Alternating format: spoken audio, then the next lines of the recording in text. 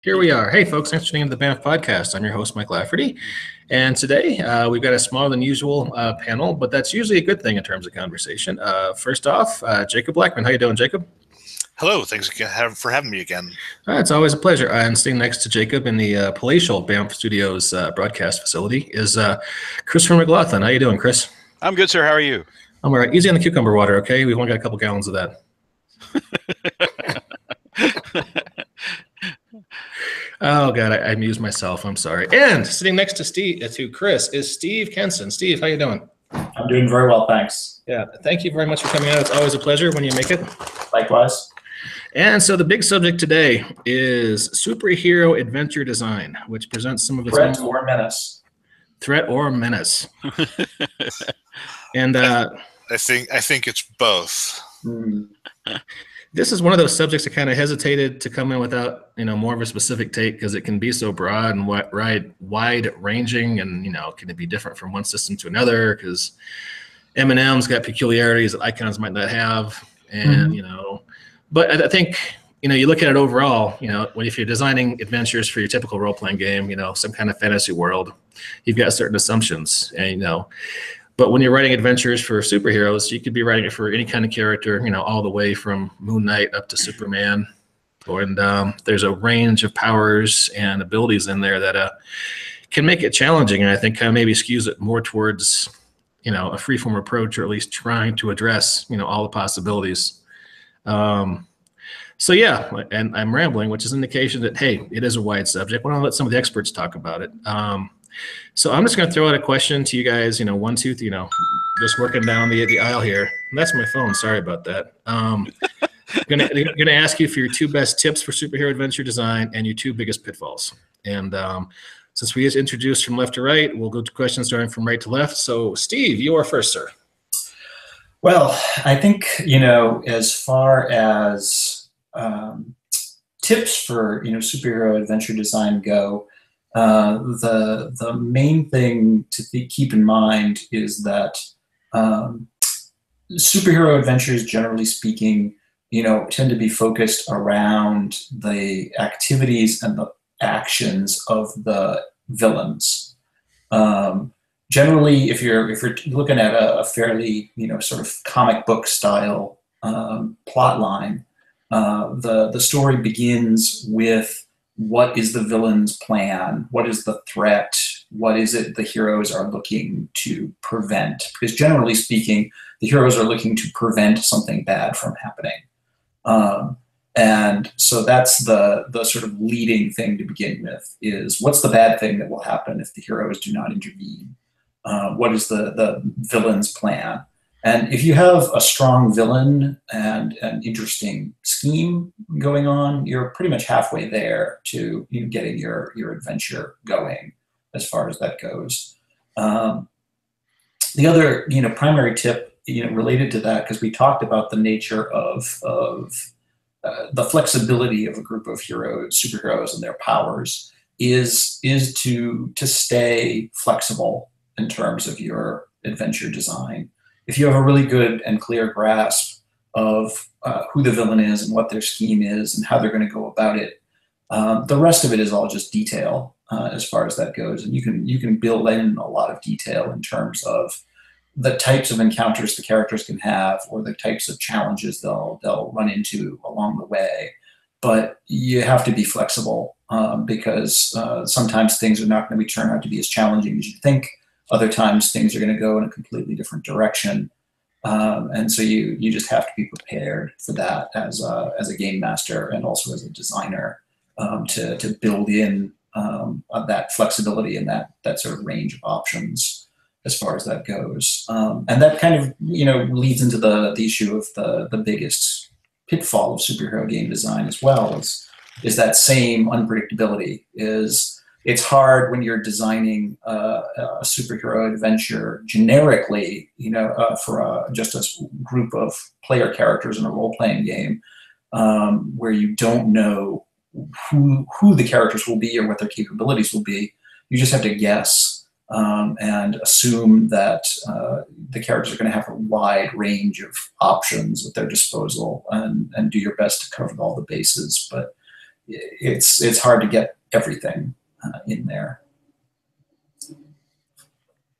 So I don't know if that was two, but No worries. Well, since you're kind of the professor emeritus when it comes to mutants and masterminds, take nothing away from you, Professor McGlothlin. Anything specific in that system a GM might want to be aware of, like if you have a player character who has mind control, you might want to do X, Y, and Z, or any kind of gotchas you can think of like that. Well, is it mind control kind of a pain in the butt for like any system that you run with? I mean, is there a system that mind control isn't a problem? It's always kind of a pain for a GM, I think. Maybe more so in some systems than others. Steve, what do you think? I tend to agree. I mean, it's usually problematic in most games, and a lot of times it's about coming up with ways around powers like that. I mean, the difficulty is making sure that the character's powers are not completely useless, because if otherwise you may as well just design a game where mind control just isn't an option, and characters can't have that power. Yeah, that's a very good point, because I mean, how many heroes really have mind control? Well, mind control is kind of a villainous power to begin with in a lot of ways. Yeah. And it's perfectly valid to design a superhero game and say, hey, some of these powers are just off limits. They're not heroic. The good guys don't have these things. I mean, you have game mechanics if you want for the villains to have them, but you can perfectly say, hey, these are off limits. And that's also a game master choice in building your campaigns and your adventures to say, I'd rather you didn't, in those cases. Yeah, I've written a few adventures where I take into account, and saying if this comes up, then, after the first few encounters, the bad guys get wise and they start coming with, mental shielding on their helmets, and maybe they call 1-800, bad guy psychic, and tap in a contractor to help with the encounter. But, you get countermeasures, that come up, and that's perfectly fine too. Okay, Chris. Yes. Oh, by the way, Aid Smith has joined us. Hey, Aid, how you doing? Pretty good, thank you. Hello. Our panelists from across the pond. Glad you can make it. We were just talking about superhero adventure design, and we're moving down from right to left, in my view, asking two best tips for superhero adventure design and two biggest pitfalls. And Chris, question to you. Yes. Well, I think the two things that I learned over the years putting out the various time adventures or something is when you're writing a scene, you always have to consider the larger plot of it. I know there are a lot of genres and game systems where it's perfectly valid for the players to completely botch it and die at the beginning of the adventure. I mean, if you're playing Call of Cthulhu and you all die in the first 10 minutes, it's not a huge shock. And I ran a lot of Twilight 2000 when I was in college. Tanks are as advertised. Turns out they're pretty hard to take out. If a tank kills all your players, you kind of expect it. But the whole thing, the superheroes botch it and die in the first scene just doesn't seem to work for this genre. And so I think, just to be true to the genre in most settings, you have an obligation to at least give them a chance to get to the boss fight.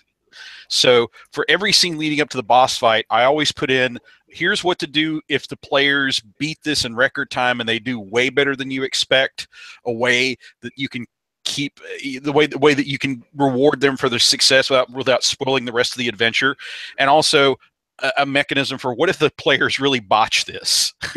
What if for some reason the thug starts rolling criticals, things like that. Here's what to do if things go worse than you expect, but we'll still give them a chance at the boss fight. And I think if you go in with that mindset, it kind of makes your mind a little more apt to consider that, this villain that I've spent weeks designing, the players may come up with a really solid way to beat him in 5 minutes. It makes you a little more ready for anything, I think. Okay, and you'd mentioned the time of adventures before. Yes.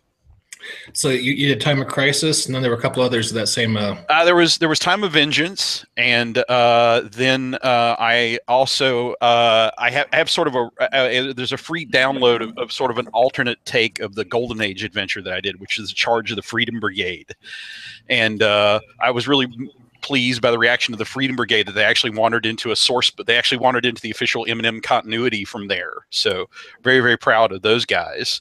And I also wrote part of the Emerald City adventure. I think I wrote the first 2 chapters of that. And there is a possibility that I may have another adventure on the way that may be sitting on someone's hard drive at the moment. Oh, and I'm guessing it's probably too early to announce anything.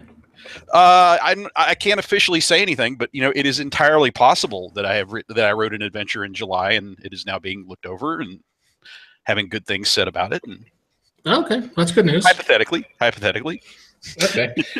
So you gave some advice. Can you think of some pitfalls or landmines maybe you've walked over in your own? Well, just based on online reaction, there are a lot of people I think that aren't comfortable with the notion in the superhero genre that that you can't have that total failure happen to you. There were a lot of people that did like Time of Crisis and said, well, I felt like I was being railroaded.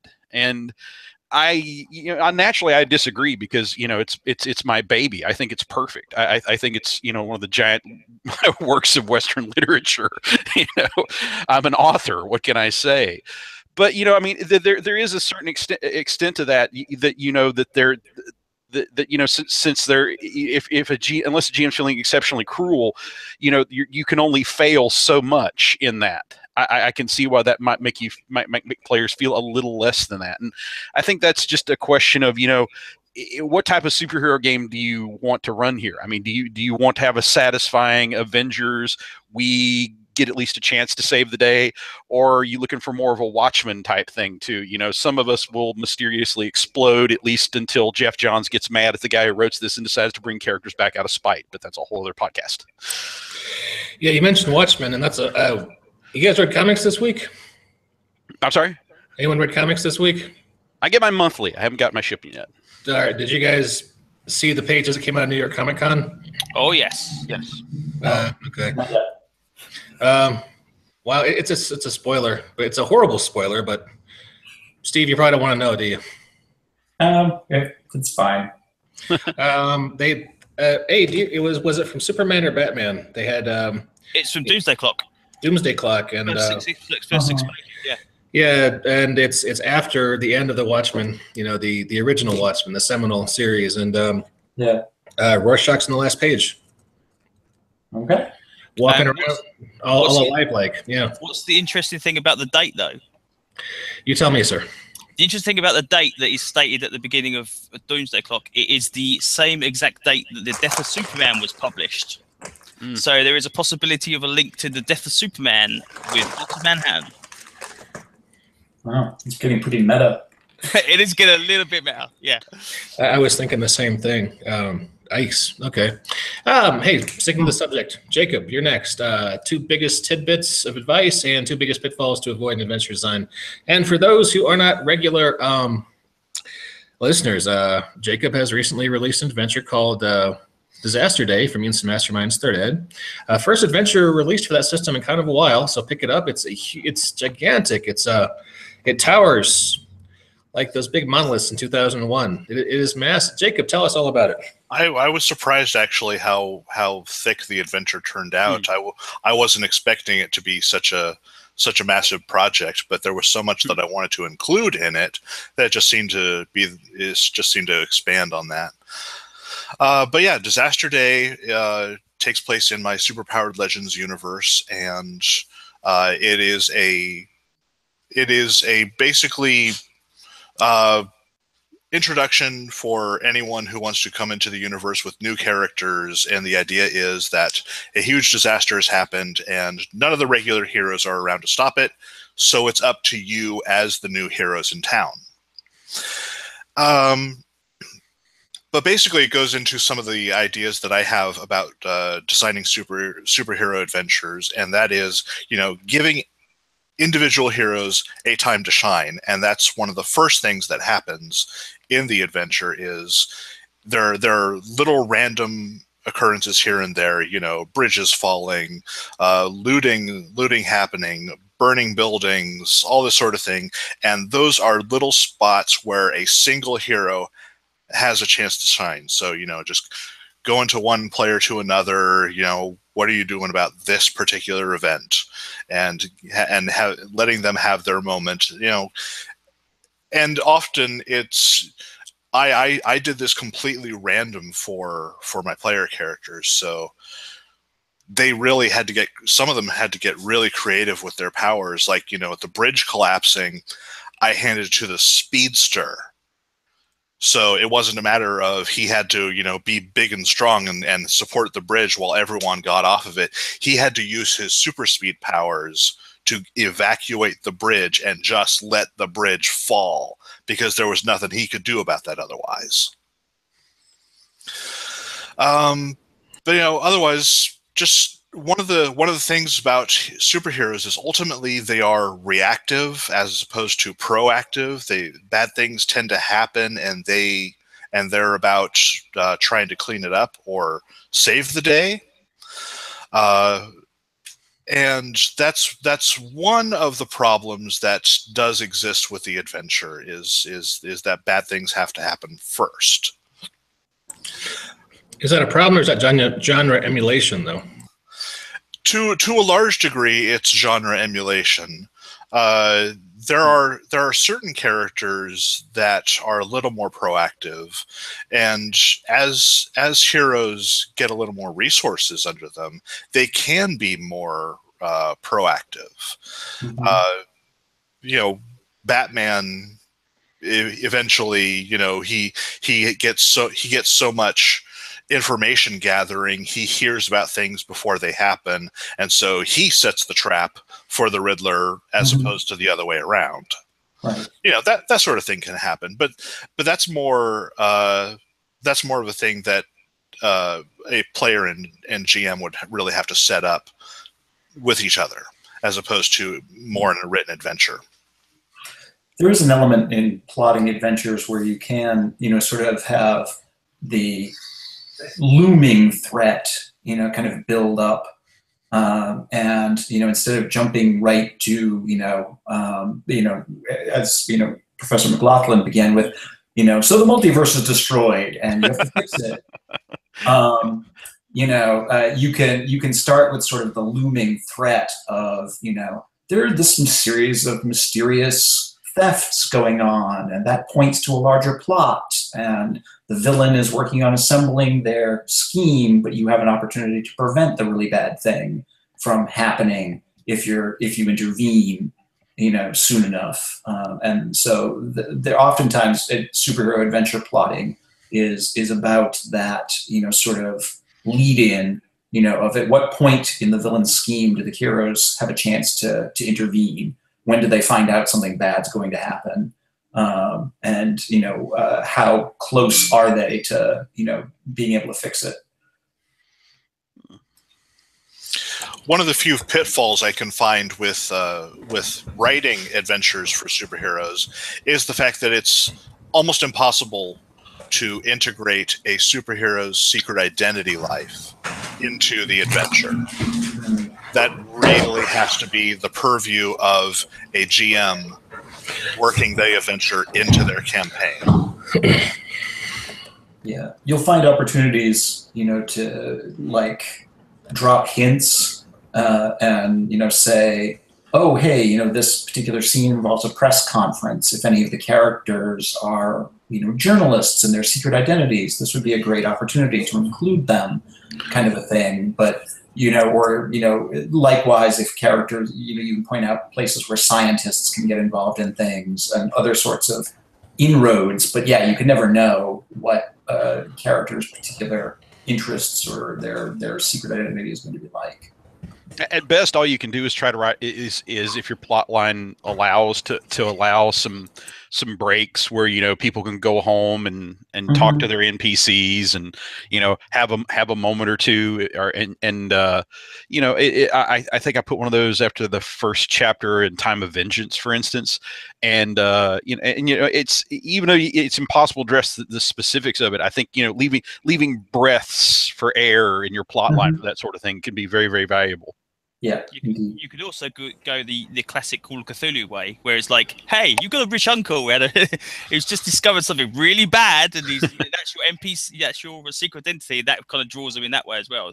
The idea of supporting cast is something that can definitely be used. And I know a lot of the games I've played in, that doesn't get a lot of as much development as you see in the comics. So the idea that you've got, hey, an uncle or a mentor or something that's cropped up in past stories that brings you into the campaign will possibly use their secret identity rather than a heroic identity for at least a small amount of time. I know in games I've played in just as a player, one of my pet peeves was always GMs who don't use NPCs. You might spend, half an hour writing up a paragraph about your Aunt Beatrice and how she's a passionate gardener, and that stuff just never finds its way into it. Like, well, that's a pity, because that's some of the things that really help bring the setting to life, I think. Exactly. Yeah. Can you imagine the Batman TV series without all the Aunt Harriet stuff? I mean, it's just unbelievable. You couldn't do it. So it needs to be there. Yeah. I had played in a werewolf game I enjoyed for years when none of the NPCs had names. Wow. And I was, after a while, I was like, hey, who are we talking to? Well, he's an underworld connection who knows all about, all right, his name's Bob. Yeah, right. Yeah. I'm keeping notes. So, but yeah, it's definitely a thing. But yeah, I think to your guys' point, finding a way to work the NPCs into the game somehow organically. It's a lot nicer than just saying, there's a big robot stumping towards the city, and guess what? Your mom's in the crowd. Yeah. Yeah.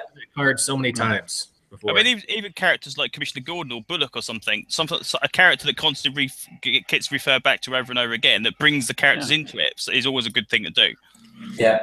Well, that's add some flavor to the campaign, makes it feel like a lived-in world as opposed to the generic superhero world 47. Exactly. So, well, Aid, since you're talking, do you have 2 pieces of advice and 2 pieces of pitfalls? And you would be the first person to adhere to that format of the question if you do. So. I don't think I do. So I'm going to throw that completely out of the wild as well. Everyone else did too. It's fun. Yeah. So personally, I tend to try and put investigative stuff in my superhero stuff. I may open with a fight that will lead into something that expands, kind of like this onion concept where you get a little, rather than just having, bad guy over there, go over and punch him and he falls down and hey, adventure over.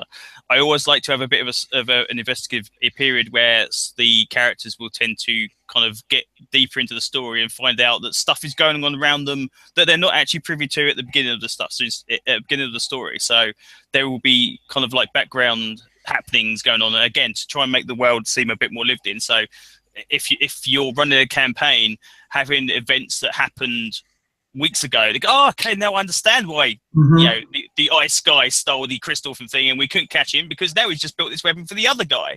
So that would make some sense. So that would be the kind of stuff I would try and add to a campaign or a story.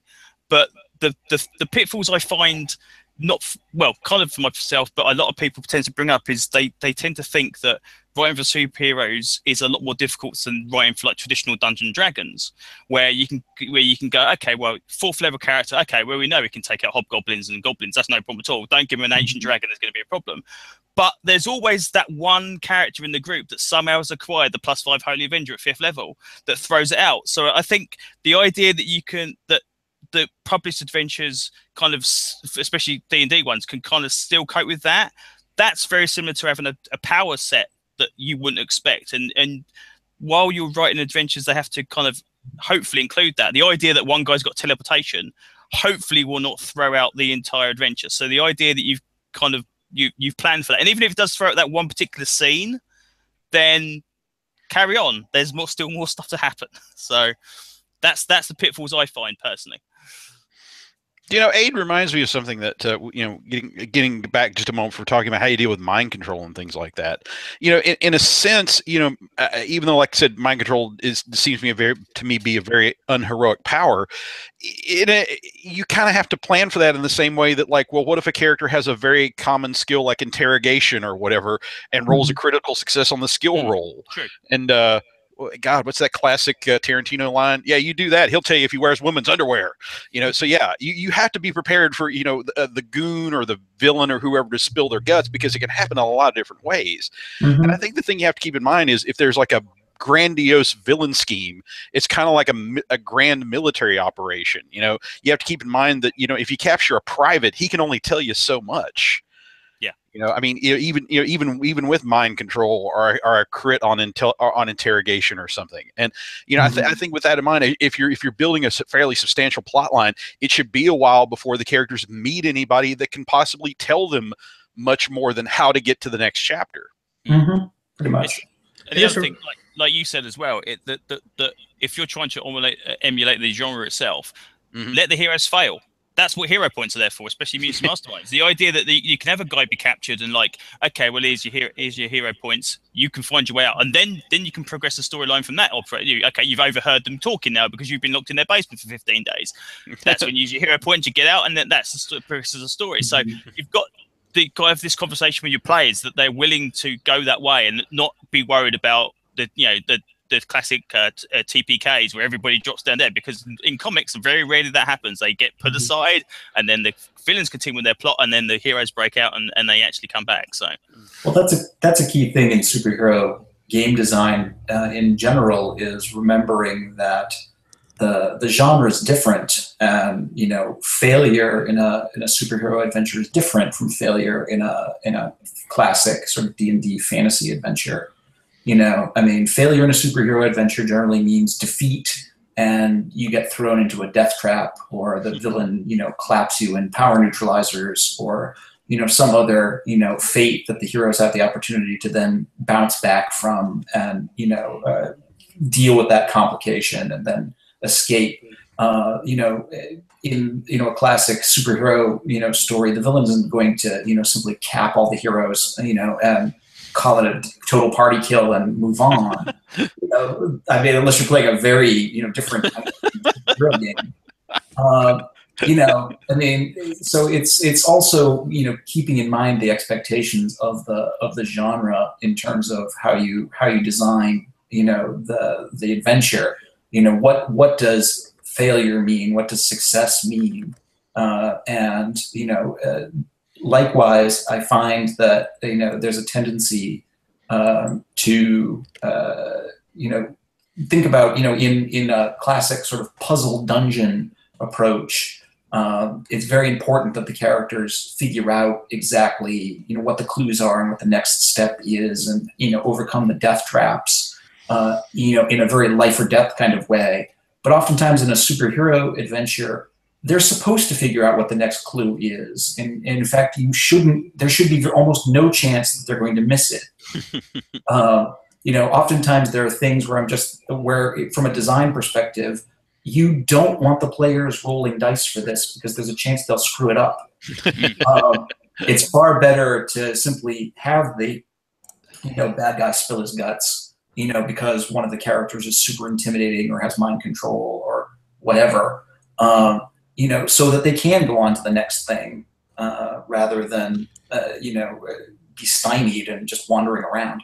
And again, on that point, it doesn't have to, the thing they discover doesn't necessarily have to be the be all and end all. It can be just part of one piece of the puzzle. So, okay, now we understand, we've found that, we've done that.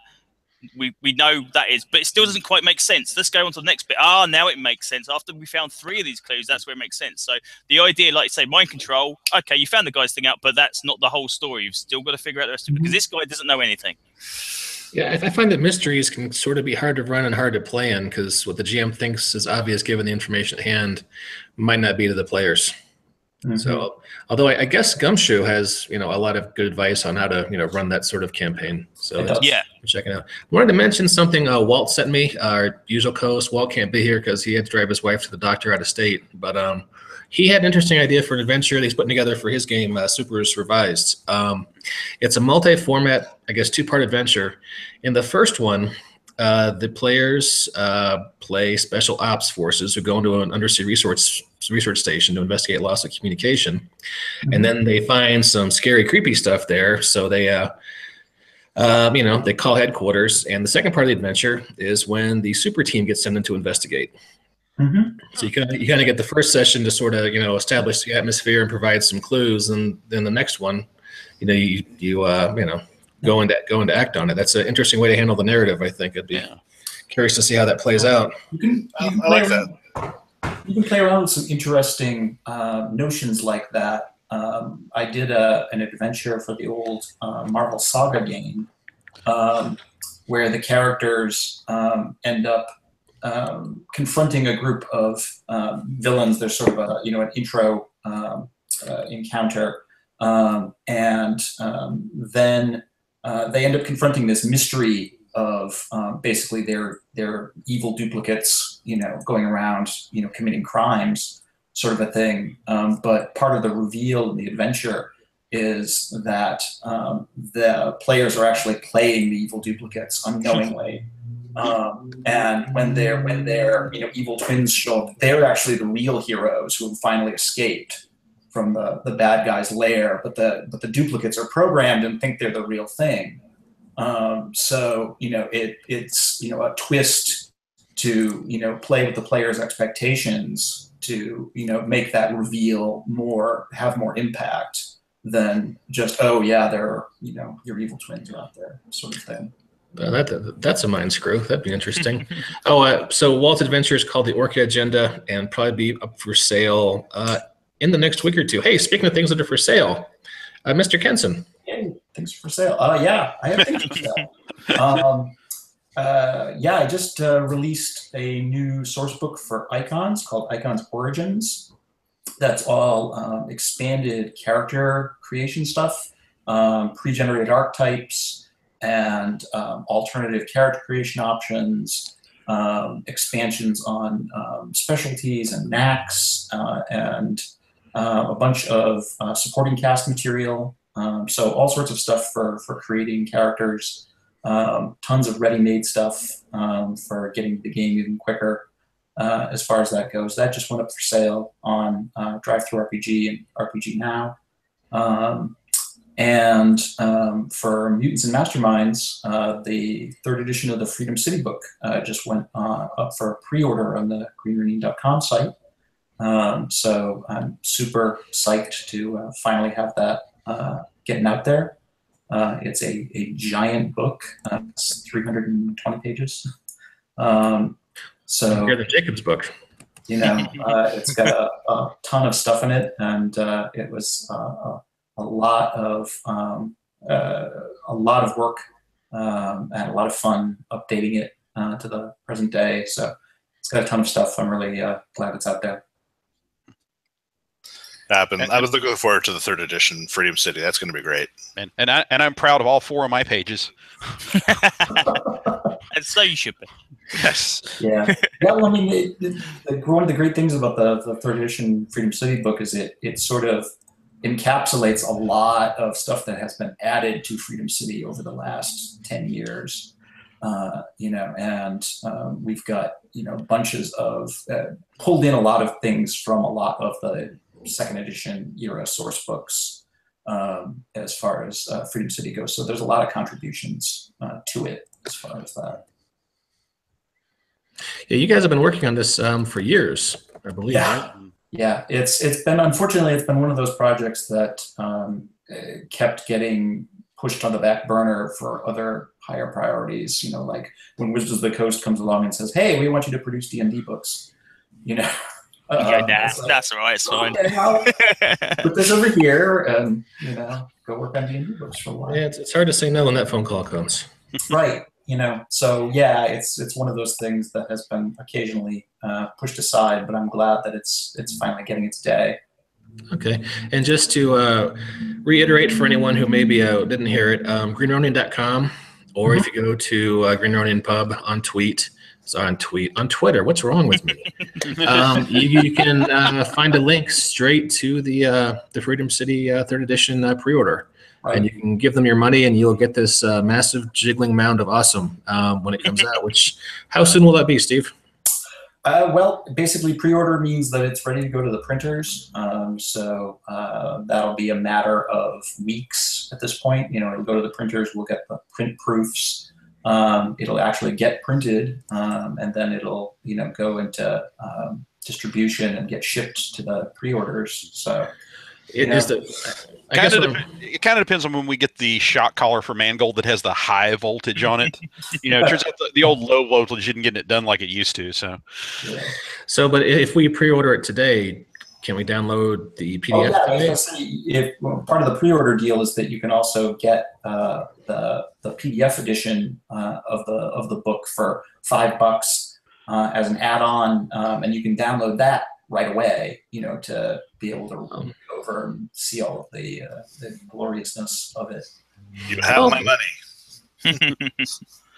All right, so yeah, I'll definitely have the link in show notes, but that's real easy to find. So yeah, all right, and I'll be downloading it tonight myself. So cool, that is pretty awesome. And I mean, for friends of Freedom City, probably know, but I'm guessing you updated the timeline. There's new characters who have taken their place, in the ranks of the A level and the A level team, and the history has progressed, and etc.